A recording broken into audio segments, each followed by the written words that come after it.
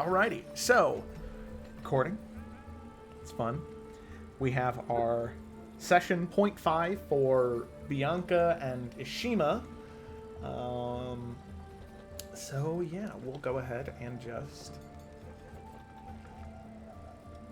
jump right in. So, just diving back in. Yeah. We can't dive back in because we've never been in this water before.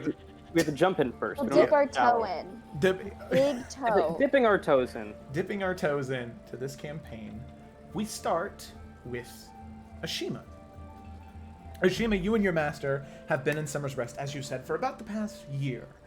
And being the type of people who hold no worldly possessions, but still being highly revered by most people of the Salamanders due to the righteous nature of the Tungwu path, the mayor did her best to give you lodgings that were all right and away from the rest of the people, as some people in Summer's Rest are made fairly uncomfortable by the nature of your religion. Taking babes away from their parents makes some of these people in this town uncomfortable. You know the truth behind it, it's really not that bad, and considering who your parents were, it's a blessing in disguise, at least a little bit, that you ended up on here. But you've ended up with Master Ishima in this small cottage on the very edge of town, looking over the mountains. And it is beautiful and breathtaking, but any meditation you have day to day is broken every once in a while by a bar fight happening maybe 2 blocks away from you, because right behind you is the merchants' quarters, where they spend time together talking and drinking, and then right next to that is the fairgrounds, and then Escobar's exotic candied things, and all of this is just so chaotic, and you wonder why Master Ashima would bring you here. It doesn't make any sense, but day after day, holding up some fingers and holding up something else and drawing a stick figure in the ground, you have to guess what he means. And just one day, as much as you respect him and love kind of what he's been teaching you, you just wish you could have one day where you didn't have to worry about it. But today's not that day. You wake up, you do your morning stretches, you pray, and you head to Master Ishima, and you ask him, what do you do? And he sits in silence, staring off, looking at the mountains and looking at the lake below him. And you watch him for about a half an hour. Every 7 minutes and 45 seconds, he holds up 3 fingers for 30 seconds, and then lowers it, and then raises it again. And he doesn't have a stopwatch on him, nothing. He just on the dime, every single time. And after a year, you've learned. This is one of 2 things. You have like a small journal where you've been coding down his odd language, and it either means you need to retrieve some basic alchemical medical supplies, or you have to go swimming in the lake to catch a carp and a blowfish. You're not even sure if blowfish are down there, so you don't know where you would go to catch a fresh blowfish. So, not really feeling the water and the ridiculous mission that might be, you head to the shop. Plus, the company at the shop isn't too bad. You can at least talk to Bianca and escape for just a moment. So, jumping from there, we're going to go to Bianca in her shop. The Alchemy Cottage. Different alchemical ingredients and fresh and dried herbs hanging up all over the walls, and some tonics and potions already crafted and created, ready to sell to anyone who comes through. However, it's 2 o'clock on a Thursday, and 2 o'clock is normally the really dull time. Most people working, leaving, trading, not usually here. You're sitting at your front counter cataloging new supplies and putting books in the right places and thinking about what new alchemical combinations you'll create. But there is one thing that hangs on the edge of your mind, and you've been putting it off for a while. 2 o'clock on a Thursday? This would probably be the perfect time. I mean, sure, you could wait for night to come, and it might be a little safer, but you think you have everything you need. And you don't really want to waste the candle this evening, so you think, I'll just go for it. I'll see how it pans out. I mean, she did give you that book a week ago, and you've almost got all of the supplies. Might as well, right? However, just as you go to grab the book from underneath the counter to head back to the back room and begin this process, you hear the bell of your shop. And as you look, you can't help but see a familiar face. Jumping back to Ishma. Ishma, you make your way through the the fairgrounds and near the garden shrine. Being assaulted by the cacophony of noises, as tomorrow is another holiday celebrated by these people. And you remember, it's been about a year since you've been here, so you remember this one before. You don't remember the name, but you remember there was a lot of yelling and a lot of music. But how's that any different than any other day? You're kind of confused by this particular holiday, but you just suck it up and you continue to walk. And although you know that the garden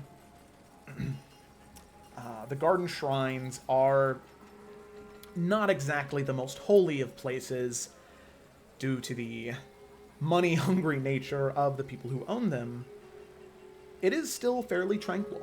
And even walking by it helps give you a little bit of a recharge before heading into more cacophonous noise.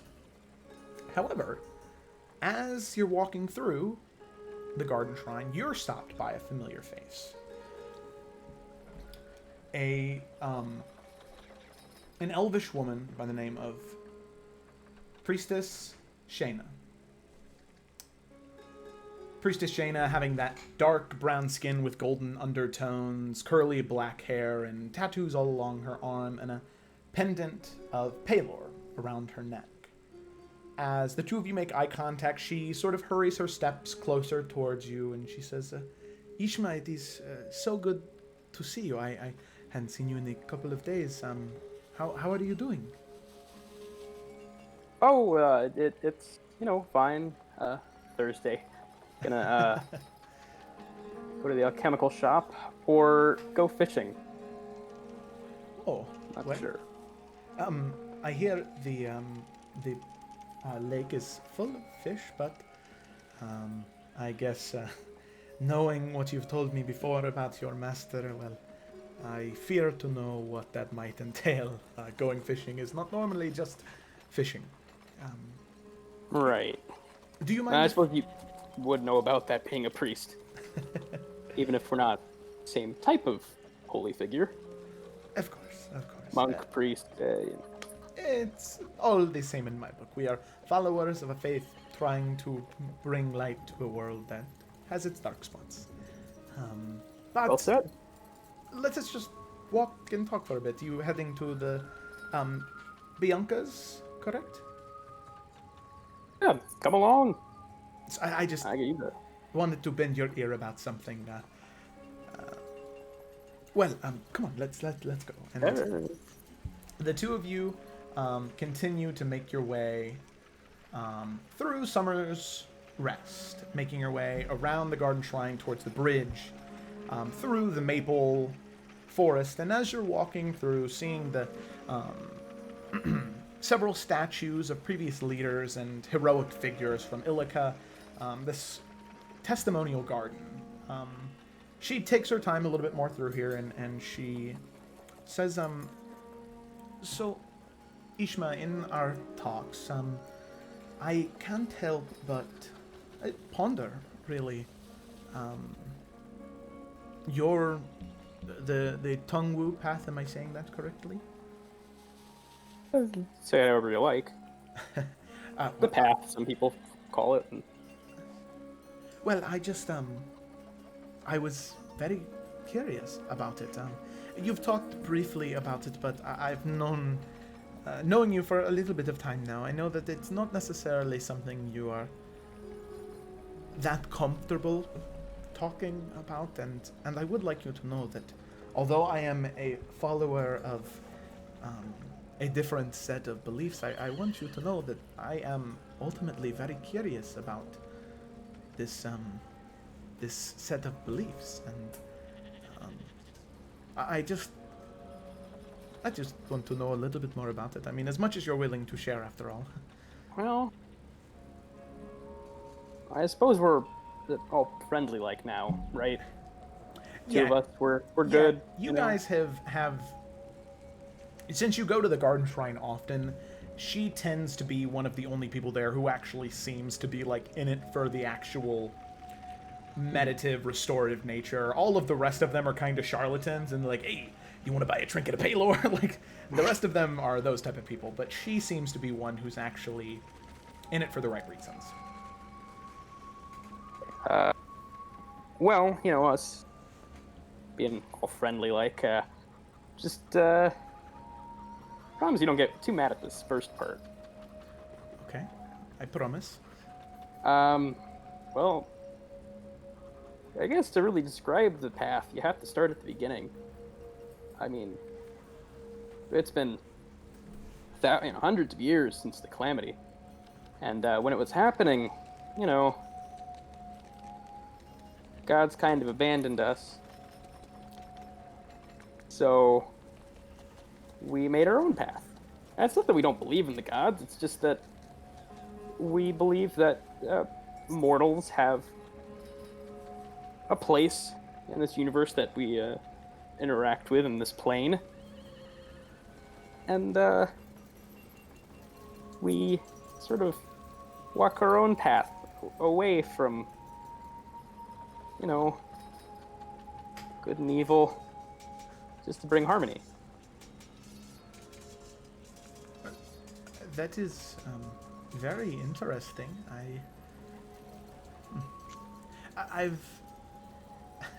I was raised under the light of Paylor and all of that, yada yada yada.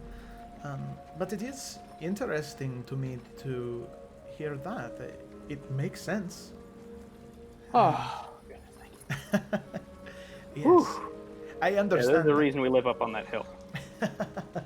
Yes, I can see how there are some people in there who would challenge you to a duel by hearing that, but at the end of the day, if it brings you peace and makes you calm, why worry about it? See, that's the core of our philosophy. It's just walking. You know, life happens, and sometimes you have to make sure you wear the right shoes. Well, more in your case than mine, but you get my point. Yes, no, it makes a lot of sense. And wherever you end up, you end up. And at this point, you're about a block away from Bianca's shop, and she stops you, she stops walking, and she says, Ishima, I am just curious, do you ever feel any apprehensions about your path, or feel like you're being pulled astray from your path? Well,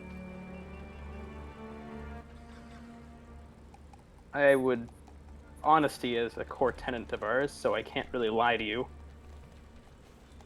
There are times when Master Ashim asks me to do things that are strange, and I often see the purposes of, but sometimes I don't. You see, he took a vow of silence 40 years ago.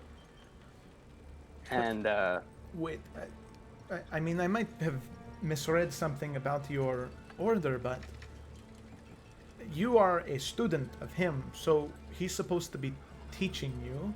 But he can't speak to me. Correct. It's, poor timing on the universe's hand. Yes. But everything happens for a reason, so, you know, we just simply have to Correct. do these things as they come to us, you know. rock or a sink in the road, and we leap right over it. But, So, when you feel those apprehensions, you just hunker down? Well, sometimes he knows what's for the best, you know. There was one time where he had me walk on my big toes around town all day long. That was about the time we first came here. And by the end, I really couldn't walk on any of my feet anymore. Or any of my toes, really. But then, you know, I started to think about how much we carry our weight with us. And how much our posture affects how we go through our day. And how even one thing going wrong, or one point of pressure, can collapse the whole thing. Like, if all your happiness relies on, you know, getting a new wagon, and you don't get that new wagon, well then, that's not very good, because you don't get the new wagon, your life's over. So, sometimes there's good messages. That is... for a I wish man... you could have told me... Cool. Wish you could have told me that before I walked around on my toes all day. Yes, that seems very cruel. For a man who does not speak, though, there is wisdom in that. Huh. Sometimes, I don't know, just based off of that, do you ever think that he's ever playing one elaborate prank on you? That doesn't seem like something someone from your order would do, but... Well, in past lives, he was a bit of a prankster, and I had a bit of a stick up my butt, so... I don't know. Well... It's kind of hard to say. For your sake, I guess I hope not, because that I don't think would be very fun to find out after however many years you've been his student now. My whole life. Oh, wow. Yeah, I used to be trained by other people, but, you know, there comes a time when it's just the student and the master, and that's the now time. Oh, yes, that is, well, as you said, there's always a reason for everything, and you must just follow your path, I suppose. Exactly. Well, thank you, Ishima. I was just... ever since you've come to town, I've been so curious about you and your master, and... thank you for having this talk with me. It has given me quite a bit to think about. Sure, stop by any time. I'm friends to everybody. Walk with heart. Halor guide you. Thank you, and I believe, may you walk with harmony? Is that, am I saying That's that? the one. Very good, yes. Well, student Ishima, may you walk with harmony. And she gives you a small bow. And she begins to head back towards the shrine.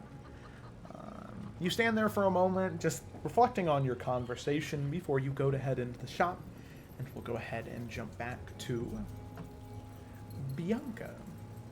So, Bianca, as you hear the door open and you turn around, you see the one, the only, Rolius. That same woman who maybe 2 weeks ago had come to your shop and given you the book that you were just about to use. In a strange moment of serendipity, she shows up, and she is just the same amount of exotic energy as the first time. This green tiefling woman, straight out pointed horns, and this fiery red hair. She says, "Why, hello there, darling. It's so good to see you. Listen, And she kind of, like, makes her way towards the counter, and as you're, like, just sort of sitting there, she kind of puts her hands on top of your hands, and she says, I am... Listen, before I tell you, promise me you'll be able to forgive me. Sure I will. Alright. So, about a week, 2 weeks ago when I gave you that book, and I told you what you could do with it, well...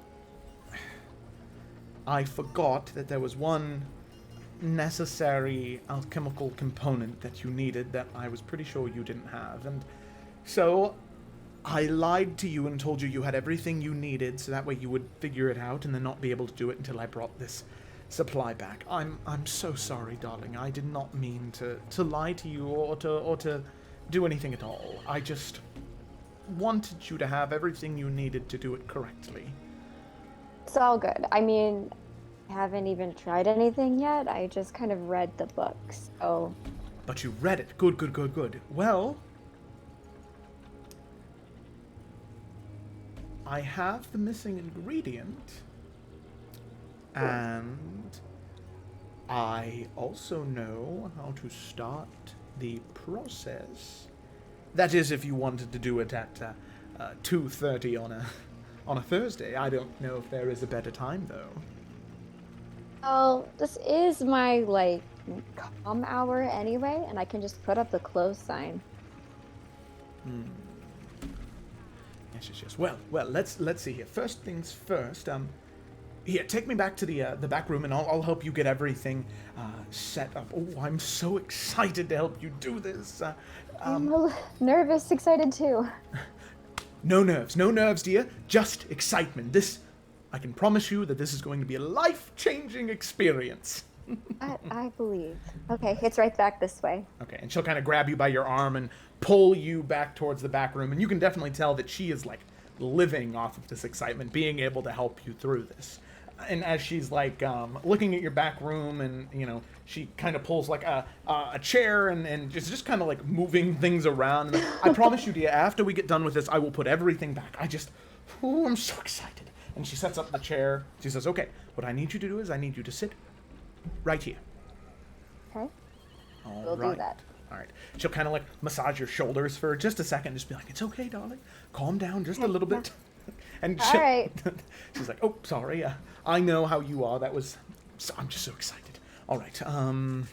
She'll bring a little table, and she'll set the table down next to you and start to mix things together. So you remember reading in the book that it said that for one, you needed a mortar and pestle to create the alchemical combination using a collection of, let's see here, this, and this, and she pours them into the mortar and pestle, and then, in order to give it the potency that is necessary in order to really give it that oomph to do what you need it to do, you need what I have. And I'm not gonna lie, it was a pretty penny, but darling, honestly, you've been so kind and so nice to me that it's the least I can do. Plus, maybe give you a little bit of spice in your life. Can't stay behind a counter forever. So, maybe not anymore.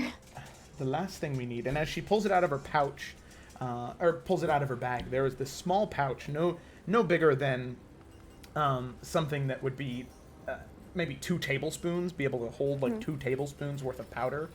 And she opens it, and she just takes out a small pinch and just sort of sprinkles it into this mortar and pestle. And as she does, there's just this almost like thunder and lightning in the container, where it just kind of, and she takes the pestle and she just crushes it in, and you swear for a moment you hear somebody scream, inside the, and then it just, oh no, nothing to worry about. It's the combination of the alchemical ingredients. They just tend to work that way. What did you add? Never seen anything like that before. Yes, well, as I said, it took quite a bit of getting, and in order to achieve the potency, magical potency that this needs in order to have the desired effect,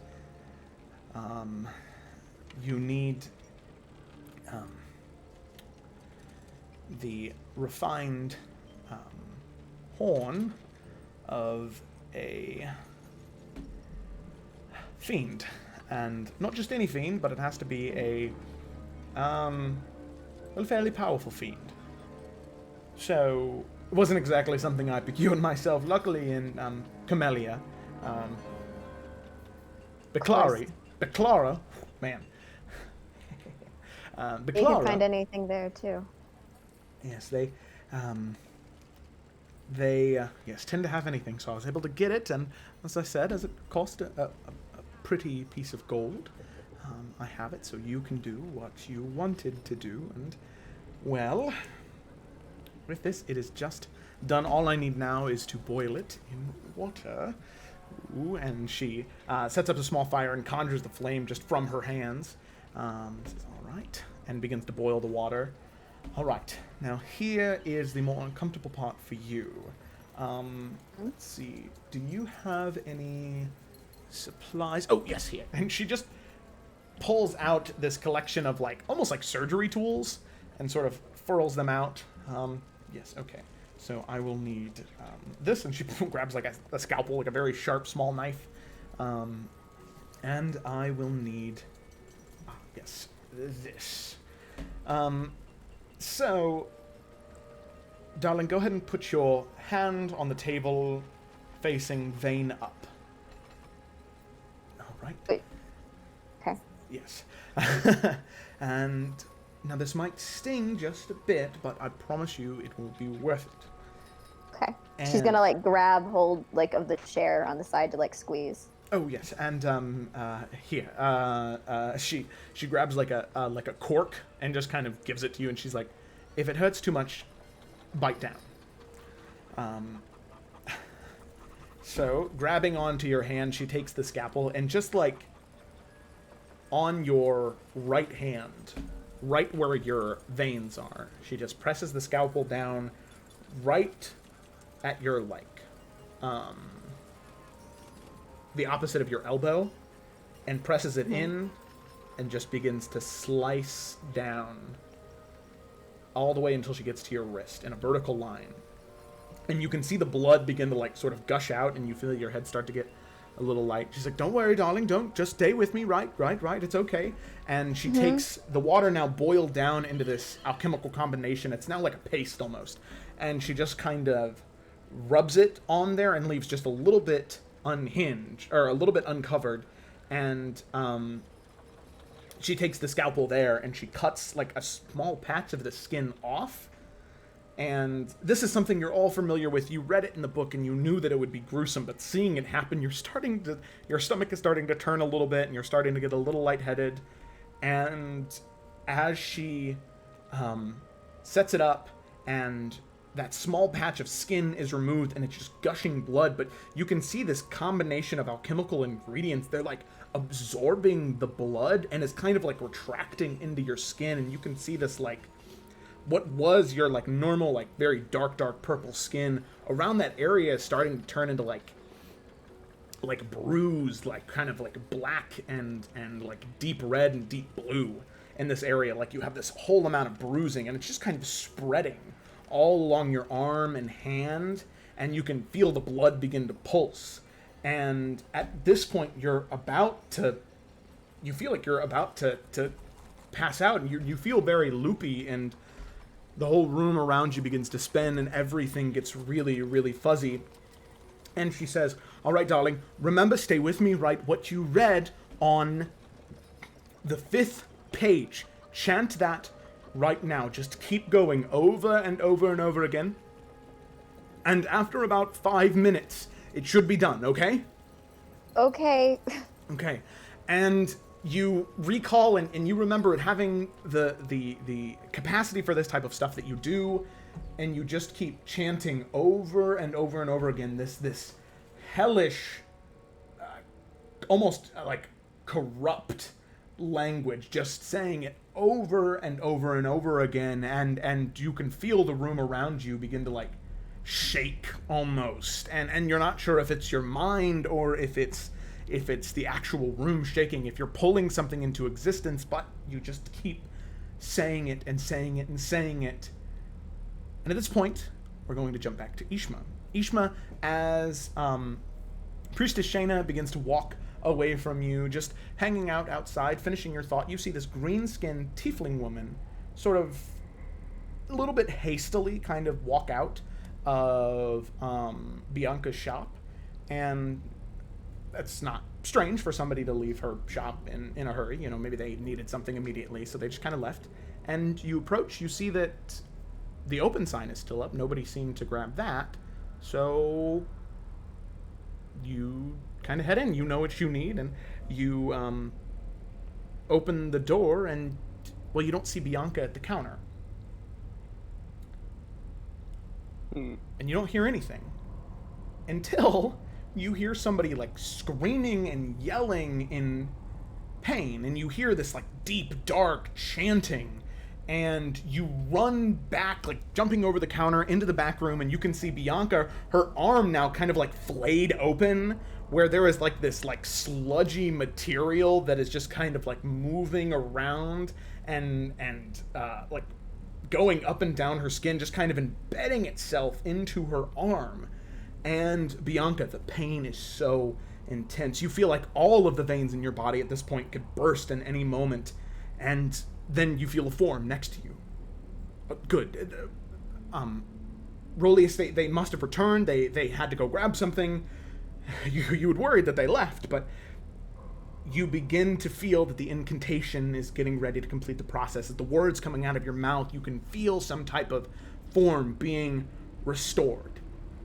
And Ishma, at this point, you can feel your eardrums are beginning to ache with pain from the hellish noises coming from Bianca's mouth. You run up to her and you try and grab her to shake her out of it and bring her back to consciousness, but as soon as you grab her, your body goes limp.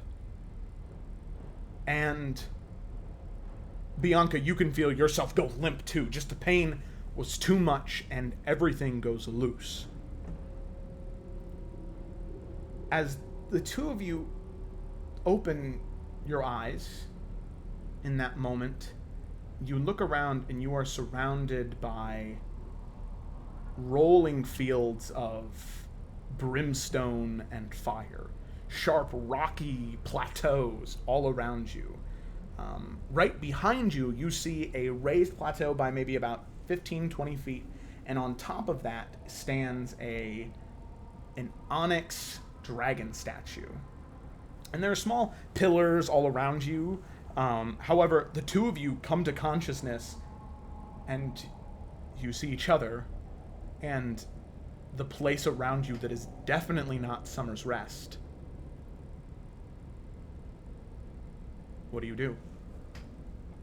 I'm so sorry you're here. Where are we? Wait, what is here? Hey, Bianca. Hey. It's Thursday. I've come to pick up some ginseng, and I think the master wants some. Oh, we're still here. Okay. All right. Okay. Let's remain calm. What happened? Let's think on that. Me or how we got here? Because How I did don't we know. get here? I don't know. Where is here? I'm just gonna pick up some soil. What is it? Does it just feel like normal soil, or is there some like special property to it? It feels like a combination of sand, ash, and volcanic rock. Oof. Well, I get the feeling we're not on the material plane anymore. What were you doing before I came in? Dick? Which, Bianca, as you say that, you can feel yourself double over in pain and kind of fall onto the ground, like clutching at your arm, and as you take it back, you can see that all of the veins on your hand, wrist, and arm, all the way up to your shoulder, are just black, like an infection almost. You don't feel any pain after that sudden urge, but you feel something special about your blood now. Just, tieflings already are magical beings, but you feel like you could really do something with your blood now. You feel a little bit stronger, you feel a little bit more composed, but then as you look up, taking in the surrounding wasteland, some of that confidence breaks away a little bit. All right, let's don't do anything crazy. All right, Staying calm. We're calm. Yeah, I mean, I'm calm. I'm just confused. All right, listen, I didn't study medicine at the temple, but let me take a look at your chi and see what's going on there. Hey, can I do a medicine check? Yes, you may. Just to, like, Go for see if it. I can figure out what's going on. Okay. All right. That is a 20. So, you had in your schoolings and teaching by Master Ashima, luckily there was one time where he actually had you read about magical curses, afflictions, and incantations. Most of the readings that you had done seemed to be inflicted by someone onto a different person as a punishment. Now, the closest thing that you've ever seen to this, where it seems to be something that was on purpose from the actual like chanter to themselves, is something like somebody seeking lycanthropy or vampirism, where they try to achieve this thing to either gain more power, and you definitely can tell that just by like tapping on her hands and sort of focusing on her chi, that her channels are open for the most part. There are small blocks, preventing her from true, clear, heightened thought. But her arm is like a almost like a whitewater rapid, where there is so much energy in this one spot, but it's almost blocked off from the rest of her body, as if there were a dam in place, like right at her shoulder blade, sort of blocking it off from the rest of it. And just kind of looking at her veins. Well, I'm not quite sure how to explain this in layman's terms, but Well, no worries. I don't think you really need to explain it to me. I kind of know what I was doing. wait. You were trying to get here? Here? No. What were you trying to do? I was trying something out, and that's all you need to know. But I don't know why I'm here.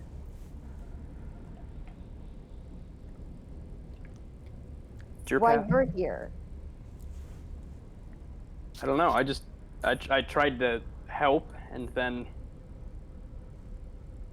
I don't know. I went limp. Didn't even notice you were in the room. Very sorry about that. You were doing a lot of screaming at the time. Sorry you had to see that too. Well, besides What about around us, the woman who came in? describe her. She was green, tiefling like you. We could. Yeah, where did she go? Should have been with me. Well, I'm realizing I'm an idiot. She walked out the door. Can't exactly go through there anymore. Oh, There isn't one. then we should look for her. Oh. Okay. Well, So analyzing the situation, there's nothing out here except for that statue over there, which should have some significance, right? somebody had to build it. I'm just Right. worried about who. I'm worried that we're not going to figure out where we are at all. So maybe we should just go check that thing out. 'Cause there's a lot of questions that I'm sure you have, but I don't even know if I can answer them right now because I don't know what's going on. So, Fair enough. Bianca, as the two of you are going back and forth, you can feel a voice in your head. Something you've never felt before, where it sounds like somebody is talking right behind you, but as you twist your head to look, nothing. But you can hear, darling, are you all right? It's me. It's me. Are you okay? Elias? Yes, it's me. Can you hear me? Yeah, I think I'm fine. I'm somewhere else right now. Yes, right now, your consciousness and this young halfling man's consciousness are being casted elsewhere. For some reason, Wasn't your- in the book, Ralia. I understand that, and I am as equally as perplexed as you. And the fact that I can reach you right now means that you must have some. You must still be on the material plane. I don't know where, but the only thing I can assume is that there was some blockage. Something was stopping you from finishing the process, and there must be the answer. The something must be there that you need in order to finish whatever this the blood hunter transfusion. I see a statue. Go All to right. it. I suppose if there's nothing else around, I would suppose that would be the best thing to do. Lots of red dirt. That's about it. Oh, The statue. darling, I think I know where you might be. You should try and find whatever you need to find as soon as possible so you can hopefully return. That place is not safe. That place is very, very, very dangerous. You should find what you need to find immediately. Okay. Cool. Back in 30 minutes. Good. All right. And then you can hear her begin to kind of murmur to herself as she tries to do something with the two of your bodies, and then eventually the message stops. Bianca, I imagine you're hearing voices, or... Yeah, this isn't part of the whole ritual thing. It was woman you mentioned is messaging me. And apparently our consciousnesses are somewhere else. And to finish the process that I started, I need to find something here. But wherever the heck we are, she thinks we're in a lot of danger. So we need to do it fast. Like now. Right, no time to waste. Big, scary black statue. Let's go. Let's go. Okay. So the two of you, like I said, it's about 15, 20 feet on like a raised plateau. So it just depends how you want to get up that to climb it. We have anything on us, or are we just supply list bodies? No. You guys still have everything that you had when you were there before. So anything that was any of your packs or anything like that, you have all of that stuff. Okay. So probably have then some rope. Yeah, I do too. Okay. Why won't you scroll? There we go. Okay. So, and you said that it was like a 60-foot high plateau? No, like it's maybe 15, 20 feet. It's not very tall. Oh, not that tall at all. Okay. Well, if you give me a boost, I can probably get up there with some rope. Okay. I'm a pretty good climber. Okay, great. Yeah, definitely. We'll get out rope and I'll lift Ashima. Okay, alrighty. Cool, so you lift him up. So Bianca is about how tall? 5'7" without her horns. Okay, 5'7" without her horns. So lifting up, probably get him up about 6 feet. So yeah, Ashima, that would be good enough for you to be able to throw the rope. Well, where are you trying to get it up on? Oh, I was going to try and... I mean, is it straight up, or... Yeah, it's straight up. Okay. Yeah, I'll try and hook it around the, Is the statue, like, near the cliff? Yeah, it's kind of like the snout is, like, hanging right over it. Okay. Well, it looks heavy. We'll get it there. Okay. All right, so you toss the rope over the dragon's head, the statue's head, and you grab and you just begin to climb? Yep. Okay.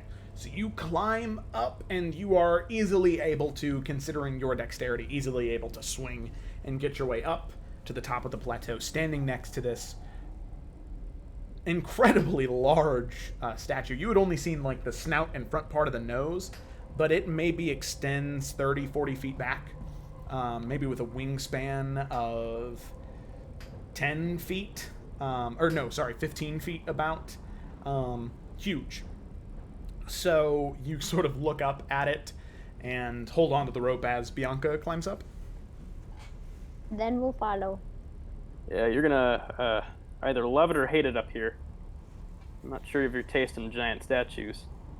I don't really have taste in giant statues. I don't either. So, Bianca, eventually you climb up, and what is your strength or dexterity? I just want to make sure it's the... My dexterity is 16, and my strength is 10. Okay, so 16, yeah, you're able to use a little bit more of, like, momentum and movement to sort of climb and swing your way up, as opposed to just pure brute strength.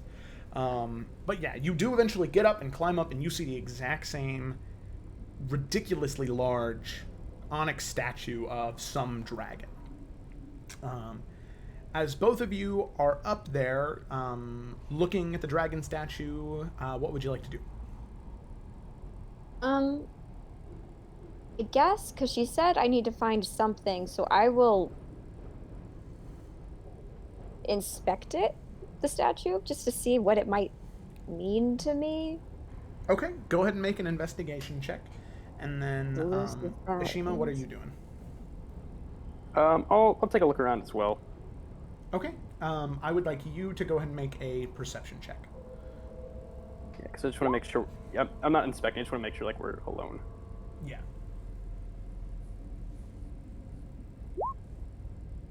Okay, alright, so real quick for both of you, I just want to, go onto your character sheet. I'm going to take control of your character sheet real quick. Yeah, go for it.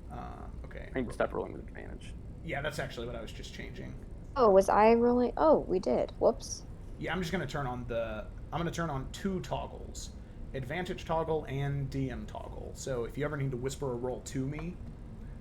Okay. I just fixed it on mine. Okay. But I didn't do the DM toggle, so... Okay, whisper toggle. There you go. Just in case I ever need a secret roll. Okay, so... Oh man, let's... realize I was there. Nice. Okay, so with that...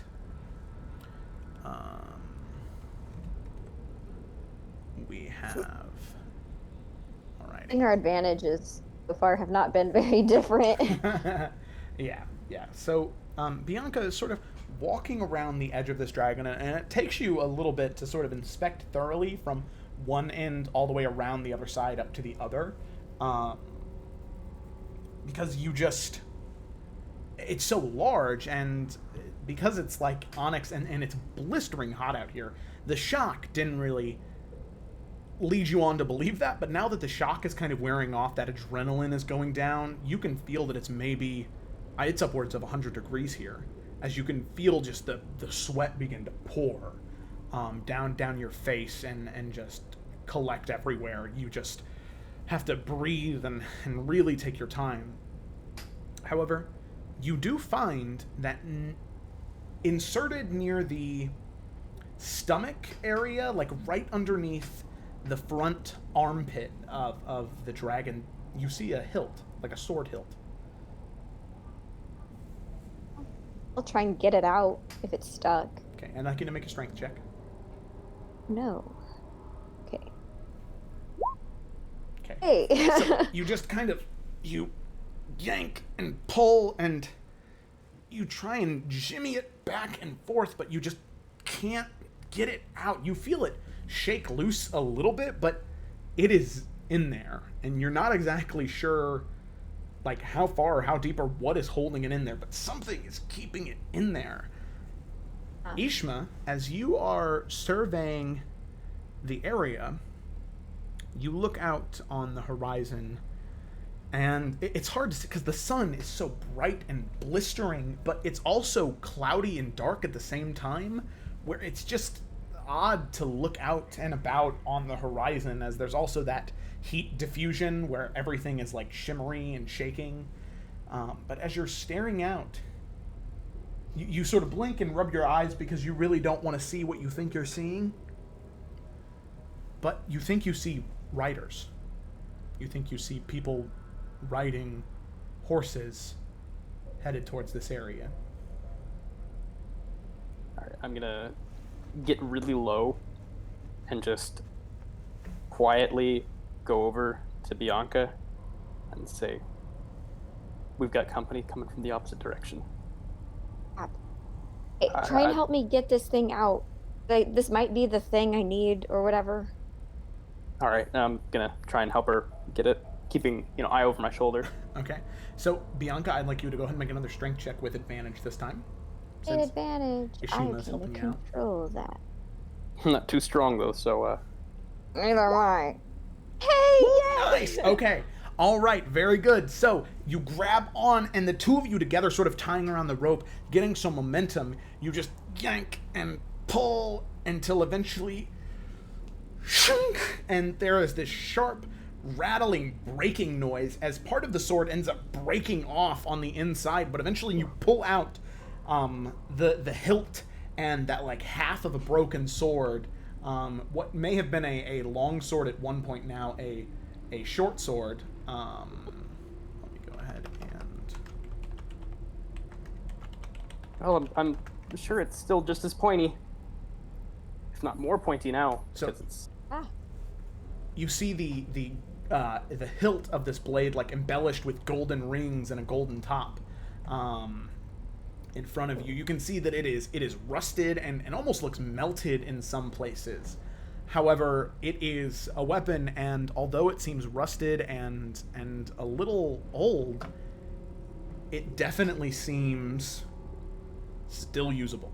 It even tracing your finger, although it looks rusty, it is still sharp and still causes some of that blood to leak out of your thumb as you sort of wield it around. However, you yank it out, and putting it in between both of your hands, there is a good weight to it. It does feel right in your hands. And you can see, the both of you, that eventually these three riders, they do get right up near the area. So, let me go ahead and...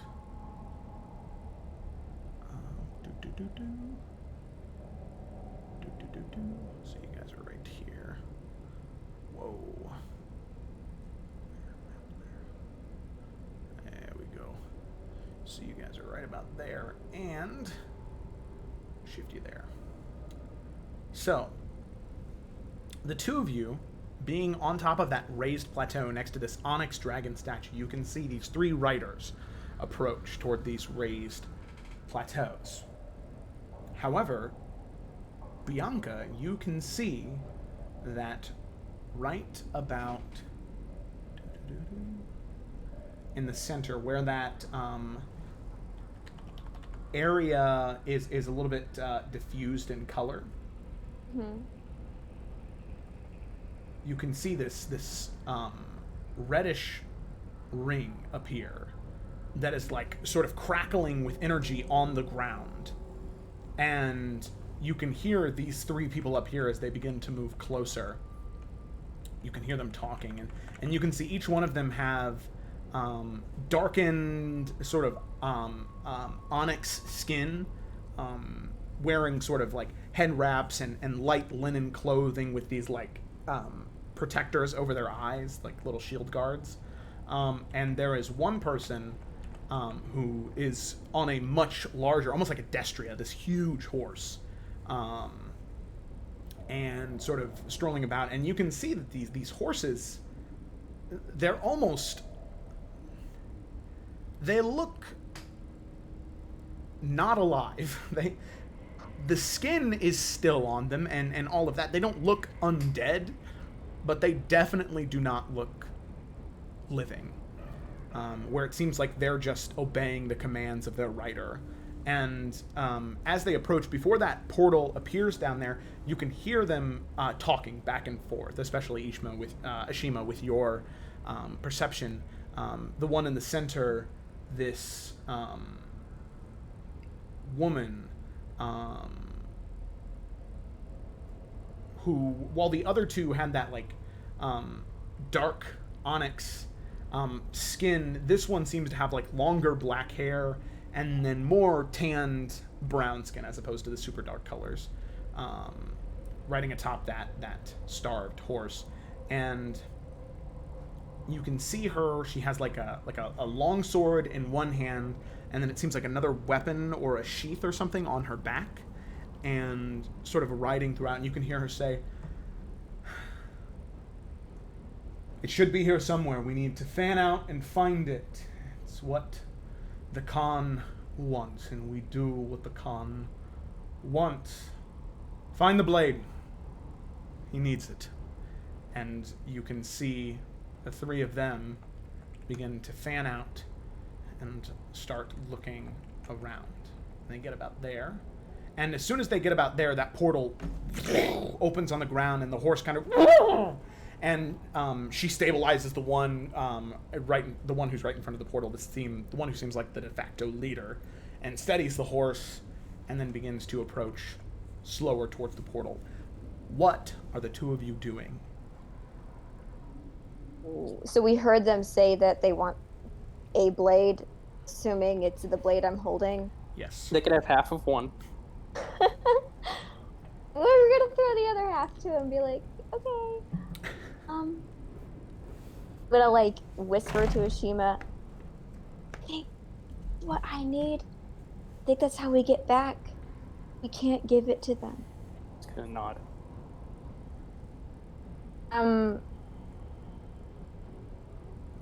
Would like to stealth, but it's hard to stealth over to that portal. So at this point, they... Let's see if I can very quietly remove my pipe from my bag and get ready to strike. Just waiting for this person to move. See what they do. Okay. So they are going to go ahead and... I'd like both of you to make a stealth check for me real quick. Womp, womp.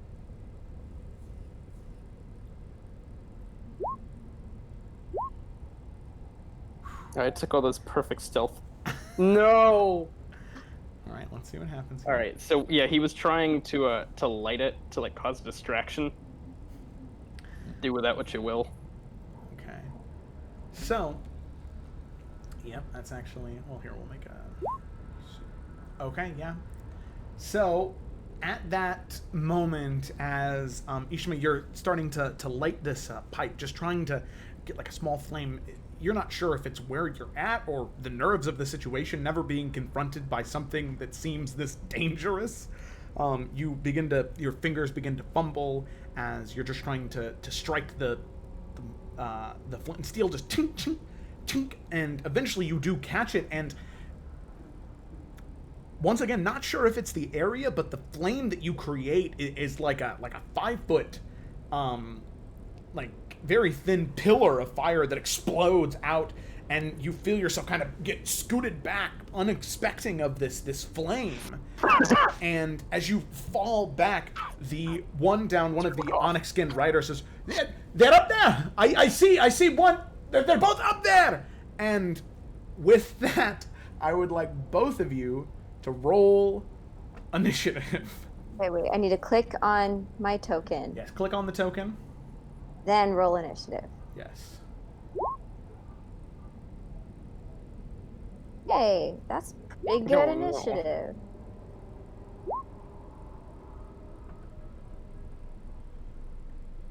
Okay. Ooh. All right. So, oh shit. All right. Descending. There we go.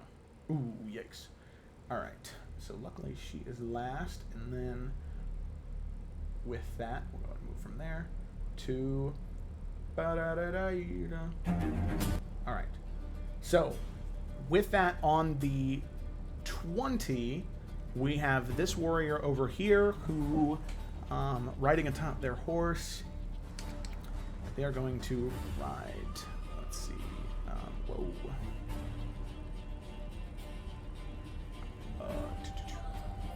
So 15.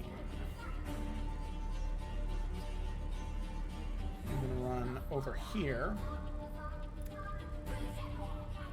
And Ishma, up at you, they're going to sort of bring the horse and then ready a javelin. to throw at you. So let's see.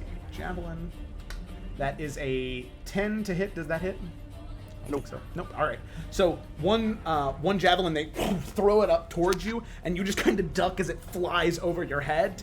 And Bianca, you kind of move barely out of the way of this javelin as well. But that is the end of their turn. With that, Bianca, it is your turn now. Okay, I'm going to. How? Oh, that didn't work. I didn't want to move me yet. I wanted to see how far that was. Okay. I just need the little measurement thing. I'm getting used to everything again. It has been a minute. There. Okay. Okay, so if that's like 50. And I have. Okay. 2. Okay, and that one, like, right here, just through the javelin, right? Yes, it did, yeah. Okay. We're up here, though. I have to jump down the rope. You could jump on top of them. Assassin's Creed. I was thinking like Super Mario Brothers. They Could just I? die.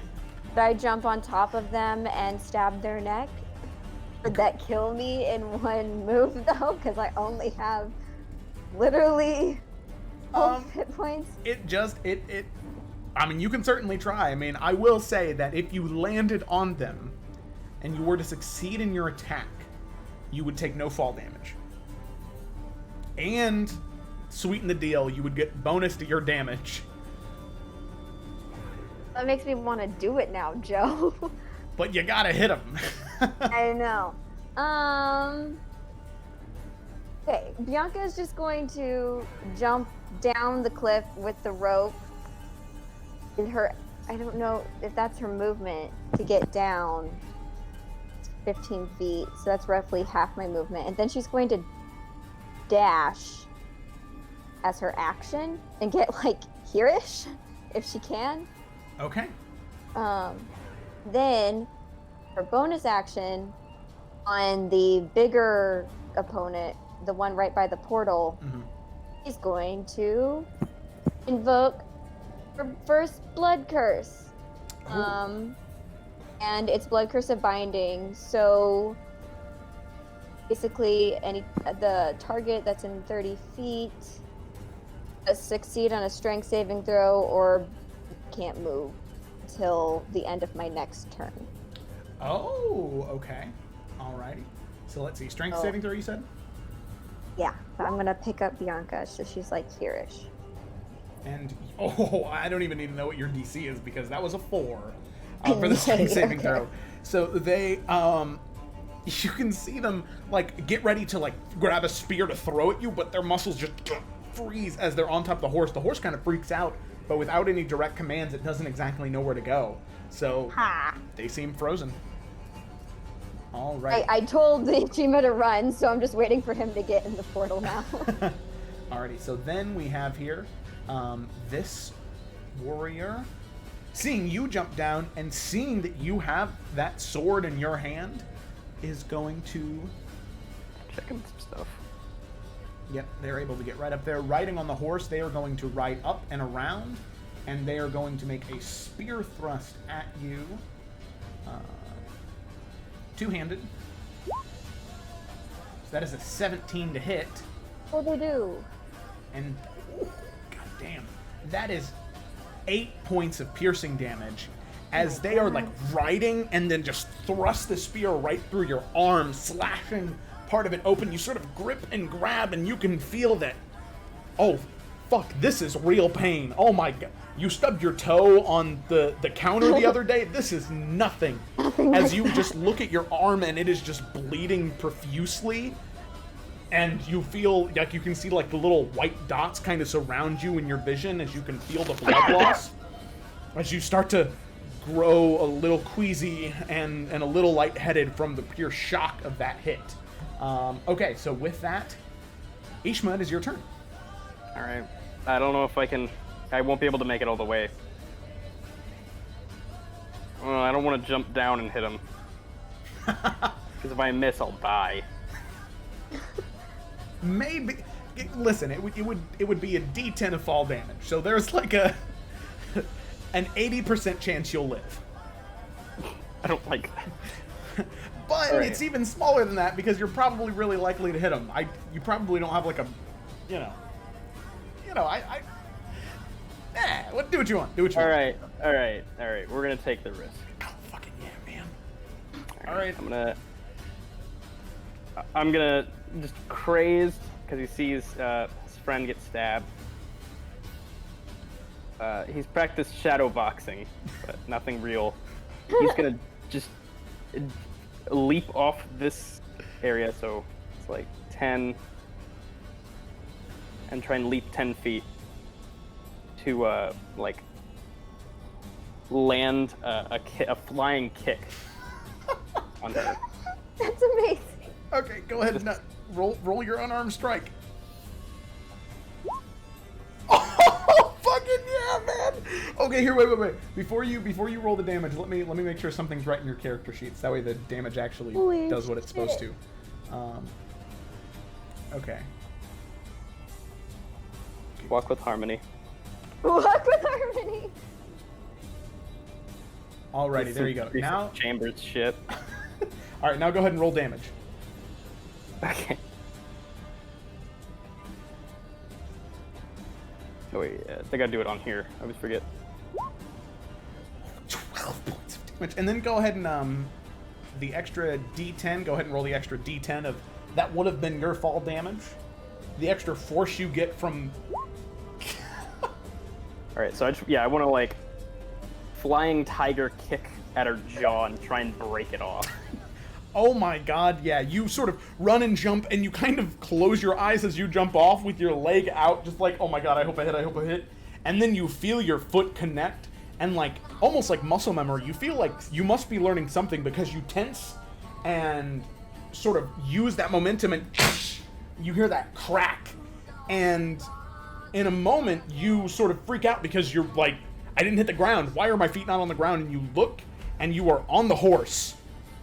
And you look down at the rider, whose just jaw is kind of like completely hung off, and you can see like the entire side of their face is just concave with a little Ashima footprint. It's huge. Yeah. It's a big one. All right, so that's what, like 10, 20. I can go 5. I'm gonna. Well, you are on the horse now. Yeah. So let's see, what is your movement speed? 25? Yeah. And you had 5 left? Yeah. So you have 35 feet of movement, because the movement speed of these horses is 50 feet. Oh, so I have 35 left. Yeah, so on top of the horse now, you have 35 feet. All right, I'm gonna Go through the portal. But I gotta help you. I This need guy's help. gotta go. All right, yeah. Nah, I'm gonna help. Okay. All right, I'm gonna go 20 feet here. Okay? I'm gonna move. I'm gonna use the cursor, and just kind of letting instincts take control. He's gonna grab the reins, and I'm gonna use my bonus action unarmed strike Nice. to like try and get like while holding on the reins, shift my weight off the saddle and try another kick. Okay, yeah, go ahead and roll another attack. Monks are awesome. I love monks. Oh my fucking god! This is not possible. How does that even happen? I'm just gonna lore decision. This is Ashima's past lives taking over. You Like, just this is entered the some- avatar state? Yeah, this is avatar Yeah. state, essentially, where Holy his shit. genetic memory is taking over. Alright, roll your damage. That hits. God. Okay, so yeah, Bianca, as This is gonna be like a more non-lethal one, if I can. Yeah, of course. So you are like, you see them reach back for another spear thrust, and not having the stamina in you to sort of dodge or shift out of the way, you just sort of consign to your fate, and you're like, I should have never have done this. And in that moment, you hear a crack, snap, and as you look, the other rider has fallen off of their horse, as you can see that they're like they're bleeding slightly from the head, but you can still see the chest sort of coming in and out. The horse and runs off into the desert, and you can see Ashima on top of one of these decaying horses, a little bit of blood on his foot, and he just sort of looks down at you. All right. Alright, so with that, 5%. and you are right there. So, with that, we go to the leader here, and the leader is, and they look so angry, and they sort of ride over, and ride over to you, Ashima, and they say, "You're going to pay for the blood that you have spilt," and they thrust a spear towards you. They should be frozen. Oh, that's right! That is right! Holy shit! Because that's until the beginning of... Bloodbending. That is the next of yours, right? This is Avatar campaign now. Until the beginning of your My next... next turn. Oh my god! Okay, yeah. So you see them, they're fuming with rage as they have the spear in their hand, just ready to throw it at you and Ashima, but they just can't move. And with that, Bianca, it is your turn. What would you like to do? Oh my god, Ashima, thanks! And I'm gonna pick him up off the horse and then run into the portal. Thank you, I don't know how to ride a horse. Okay, so you... Holy shit! You jump into the portal, grabbing him off the horse, and with a cannonball, you splash into the this fiery portal all in front of you, and you can, as soon as you go through, you can hear this like screaming and yelling as that bloodbending wears off. "I'll find you and I will fucking kill you for what you..." And then it cuts off.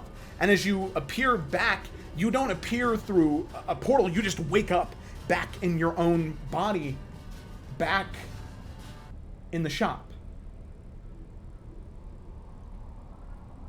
You can see that there is... The wound is still open, but it's the veins are still there, but that wound is more fresh than what it was when you were there. That scar is still there. It seems patched up for the most part, but you can still see that thick material kind of underneath the skin now, but the veins all around are still black. And you feel this pain in your stomach. And you're not sure if it's the anxiety wearing off, the fact that you almost died, but now you're not. But you feel it begin to sort of come up, and you, most of the time, you know, maybe if you would have had too much to drink, you sort of push it down, but you cannot, and you like just try and run out to the front room and try and grab some tonic or something to help, and as you do, you hear a woman's voice say, "Bianca, I had heard that there were some things happening here that I needed to check. I didn't believe that anything strange would be happening here." And as you turn around, you see Rose, the mayor of the exterior of Summer's Rest, and you feel that whatever that is sort of piling up. And Ashima, you come out as well, and she looks at you and says, "Oh, you're the student, correct? Of Ashima, right? From the Yes, and to make things more confusing, my master's name is also Ashima. Oh, okay. Bianca, I just, well, there had been some noise complaints from some of the people around that you had, they heard screaming and yelling, and normally I would just send the guards to investigate, but you, I have a horrible fear of rats. So as you speak and as you go to say that, you just vomit, but it's not normal vomit. It is this sort of thick gelatinous blood that you just, and as you hurl it out, it's like she sort of dodges out of the way, but it slams into her shoulder, and she yelps in pain. As you can see that it's like singed through part of the clothing and on her shoulder, and she sort of, guards! And just there is like this clustering of this like metal, and as the door is like bursted down, you see these like two heavily armored guards. They see the mayor, and they sort of run up to the both of you, grab you, and slam you down on the ground, and like tie this chain around your arms and hoist you up. And as they sort of lift you up, they say, "You should have thought twice before you did that, practicing blood magic within the city? And they sort of drag the two of you out, chained towards the prison. Oh, God. And as the two of you are dragged and thrown into a cell together, not knowing what exactly is going to happen, you have your thoughts and you have your prayers that something or someone will save you. And that is where we're going to end this session 0. Oh my God. Woo! What do we do now? Think about our place in the universe? I guess so. Down. Yeah, well, Good start. when everybody's backstory is so different, sometimes you gotta Well, of course the new kids on the block are gonna end up in jail. Oh my God. It's gonna take them 5 minutes. We don't belong here!